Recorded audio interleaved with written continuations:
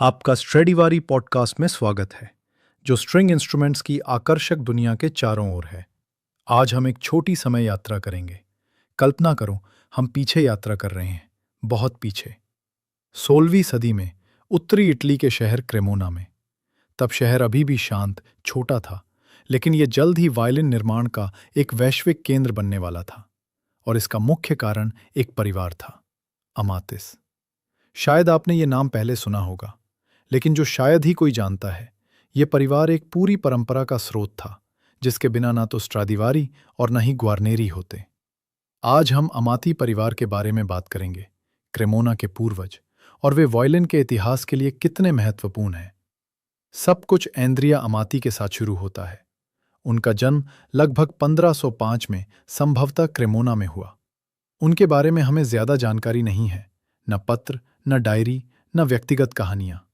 लेकिन हमारे पास उनकी वाद्य यंत्र हैं और वे एक स्पष्ट भाषा बोलते हैं। आंद्रेया अमाती को पहले ज्ञात वायलिन निर्माता के रूप में जाना जाता है, जिसने एक कार्यशील, सौंदर्यपूर्ण रूप से विकसित वायलिन मॉडल बनाया। उसने जो पहले स्ट्रिंग इंस्ट्रूमेंट्स थे, रेबेक, फिदेल, लीरा दा ब्राचियो, उन्हें एक नई रूप में ढाला, वायलिन, जैसा कि हम आज जानते हैं। वो कोई शौकिया नहीं थे, कोई ऐसा व्यक्ति नहीं जो चुपचाप अपने कमरे में प्रयोग करता था। आंद्रेया अमाती एक कारीगर थे, हाँ, एक कलाकार जो दृष्टि रखते थे, और शायद एक उद्यमी भी, क्योंकि उन्होंने अपने उपकरणों को फ्रांसीसी दरबार तक बेचने में सफलता पाई। उदाहरण के लिए, किंग चार्ल्स 9 ऑफ फ्रांस से एक आदेश प्राप्त हुआ। उनके लिए अमाती ने स्ट्रिंग इंस्ट्रूमेंट्स का एक पूरा परिवार बनाया, वायलिन, वायोला, यहां तक कि बास इंस्ट्रूमेंट्स। इनमें से कई टुकड़े शाही प्रतीक के साथ सजाए गए थे, बारीकी से चित्रित किए गए थे और आज भी सुरक्षित हैं। कहा जा सकता है, आंद्रेया अमाती पहले वायलिन निर्माता थे जिनका अंतर्राष्ट्रीय ख्याति थी। उनका काम उनके बेटों, विशेष रूप से एंटोनियो और जिरोलामो अमाती द्वारा जारी रखा गया, जिन्हें अमाती भाई के रूप में भी जाना जाता है। उन्होंने अपने पिता के काम को आगे बढ़ाया, मॉडलों को परिष्कृत किया और भी सटीक, सौंदर्यपूर्ण तरीके से काम किया। उनकी वायलिन पतले, ध्वनि में परिपक्व थे और विशेष रूप से आकार में, विशेष एफ छिद्रों, सर्पिल, अनुपात इतने प्रभावशाली थे कि वे सदियों तक आदर्श के रूप में काम करते रहे। उन्होंने शिल्प वायलिन निर्माण से एक स्कूल बना दिया, एक ऐसा स्कूल जिसकी पहचान है। और फिर निकोलो अमाती आते हैं, शायद परिवार का सबसे प्रसिद्ध प्रतिनिधि।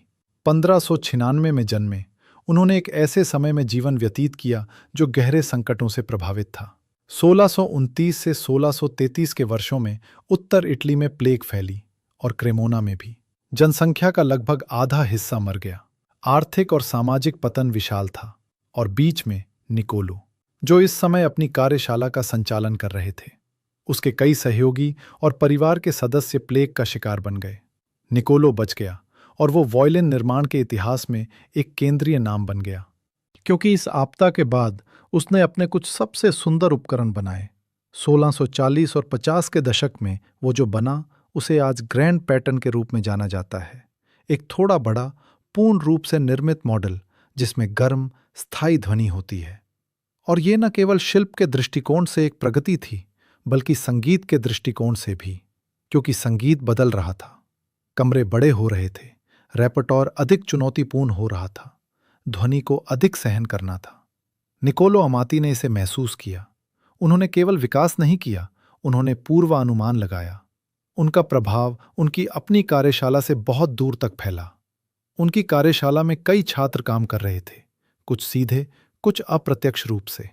उनमें से एक शायद कोई और नहीं बल्कि एंटोनियो स्ट्रेडिवारी था। क्या वो वास्तव में एक आधिकारिक छात्र था, ये आज तक पूरी तरह से सिद्ध नहीं हुआ है, लेकिन उसके प्रारंभिक वाद्य यंत्रों पर एक स्पष्ट अमाती हस्ताक्षर है।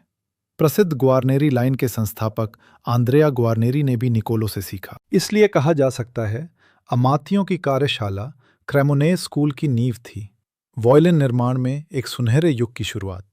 और इसमें जो आकर्षण है वो ये है, ये सब एक छोटे से शहर में, एक ही परिवार में, एक ही शिल्प व्यवसाय के साथ शुरू हुआ, लेकिन पीढ़ियों के माध्यम से ये एक सांस्कृतिक विरासत बन गई है जिसने पूरी दुनिया को प्रभावित किया है।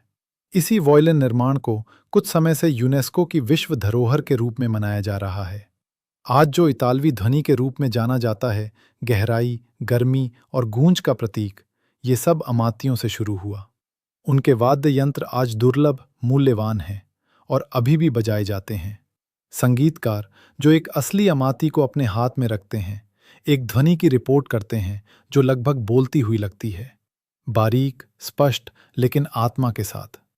ये चरित्र केवल माप और उपकरण का परिणाम नहीं है, बल्कि अंतर्दृष्टि, अनुभव और हाँ, रूप के प्रति प्रेम का भी है। अमाती परिवार ने केवल एक शिल्प को परिपूर्ण नहीं किया है, उन्होंने एक भाषा बनाई है, एक रूप भाषा, एक ध्वनि भाषा जो सदियों से प्रभाव डालती है। और शायद यही उनकी सबसे बड़ी विरासत है कि उन्होंने दिखाया है कि लकड़ी, रेजिन और शिल्प से कुछ शाश्वत कैसे उत्पन्न हो सकता है, कुछ जो गाता है लंबे समय बाद, जब स्वामी स्वयं चुप हो गया है। आज के लिए बस इतना ही। स्ट्राडिवारी पॉडकास्ट में फिर से सुनने के लिए धन्यवाद। इसे सब्सक्राइब करें और दूसरों के साथ साझा करें और इस ध्वनिक यात्रा में हमारे साथ आगे बढ़ें, जो स्ट्रिंग इंस्ट्रूमेंट्स की आकर्षक दुनिया में है। रुचि बनाए रखें। हम फिर मिलेंगे।